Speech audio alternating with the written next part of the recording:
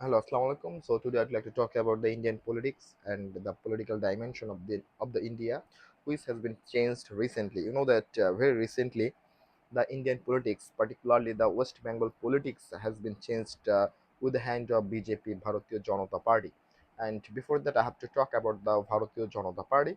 The Bharatiya Janata Party has started their activities in the mid of 1998. So from 1998 to 2026, it's actually a huge amount of number. So in that time, in the whole proceedings, the BJP was not in power. Before that, Congress was power. But very recently, in the election before 10 years ago, Narendra Modi was in power, and he articulated everything in the political dimension and changed the Indian political scenario.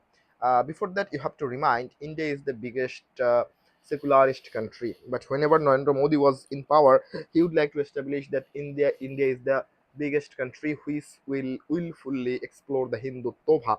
So Hinduttuva or the Islamic religion, it doesn't fact. The fact is that politics has no religion. Even religion has no politics. So whenever you are nurturing the political ideology in the name of a religion, that actually harmful, and in sometimes that actually so much cautiousful for yourself, for your family, for your ideology, for your economic insight, and as well as for your politics also. But politics is a big game, and in this game only the curious people, only the skilled people, experienced people, they will get everything. So I think that in the Indian subcontinent, religious is such kind of thing. The people, they have no intention to utilize the a religion only for the almighty's purpose, only for the own purpose. They rather than they are using these types of religious ideology only for getting the vote, getting the power, getting the power politics in their hand. So we have seen these types of ideological practice in Bangladesh, Pakistan, Nepal, even most of the time we have seen it in Sri Lanka. But that doesn't mean Indian subcontinent is full of chaotic people, is full of very bad people.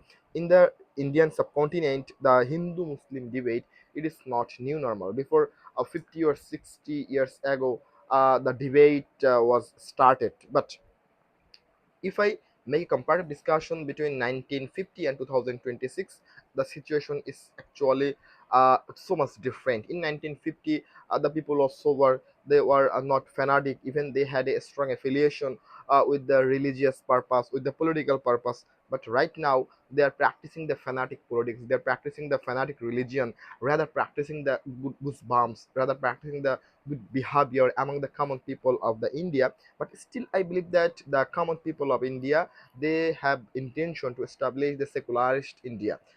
And I would like to make give you information. After seeing the Indian constitution, the Bangladeshi constitutional maker, by the 15th amendment, they have already added the secularism. But Indian secularism and our secularism is not same alike. India is actually a secularist country. They have nurtured these types of philosophy for more than 100 years. But the Bangladeshi people, they just got the raw things, raw materials of secularism in Bangladesh. So India is perfectly a secularist country. They believe that Hindu Muslim, there was no debate, Hindu Buddha or Hindu Christian, there was no debate.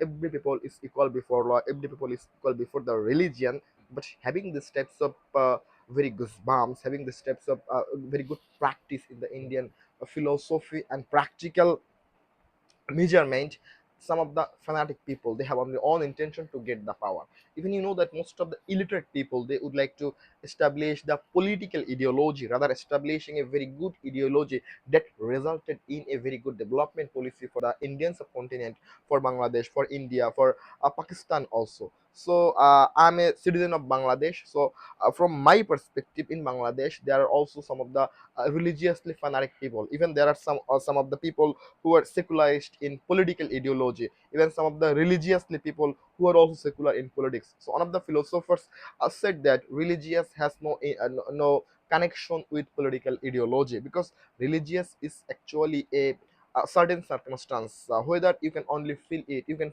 only feel the Almighty Allah. But whenever you would like to establish the religious fallacy, religious ideology with the politics, then the absolute turmoil would be happen. The first turmoil will happen. This is the political discontinuance from the people, because whenever you would like to establish the religious gesture among the people, in that time the people will accept you initially, but later they will definitely reject you. The second reason is that religious is actually a belief, and in religious psychology, in religious measurement, there are no option of politics. The third reason is that only for getting the political power, only for getting the power politics, right now you are using the politics, but after 50 or 20 years later, how you will use this political ideology when the people will be much more religious, much more educational than the right time, than the 20 years ago. So I think that we should give up from these types of procedure, not only for our development but also for future political context, and that will be actually maximum. And as far as it possible, we should must initiate the absolute principle of secularism in the Indian subcontinent, because you know that religious is actually a belief. It has no connection with the political ideology or with the development. So having there are Islamic religion, having there are a Hinduttuva religion, still I believe that people, common people, has a very good intention, has a very good connection with one another. For example, I have many Hindu friends, even my Hindu friends have many of Muslim friends, so we have no problem. So why the problem can be created from the political leaders? So I think these types of sculpture, these types of malpractices should be stopped right now. Otherwise, in the future, we will survive these types of malifiedly political rhetoric system that will curtail our philosophy, that will curtail our mentality, even that will curtail our humanity also, and resulted in there will be happen the 2020 Hindu Muslim debate in Delhi, 1992 Hindu Muslim debate in Mumbai, and more than hundreds or thousands of people will lay their life without any kind of destination, without any kind of destination justification. So as far as it possible, we have to raise our voice, particularly the educated people, the experienced people. They will raise their voice, stopping these types of malpractices, particularly in the West Bengal. That will be much more effective for the Muslim and Hindu community. Thank you.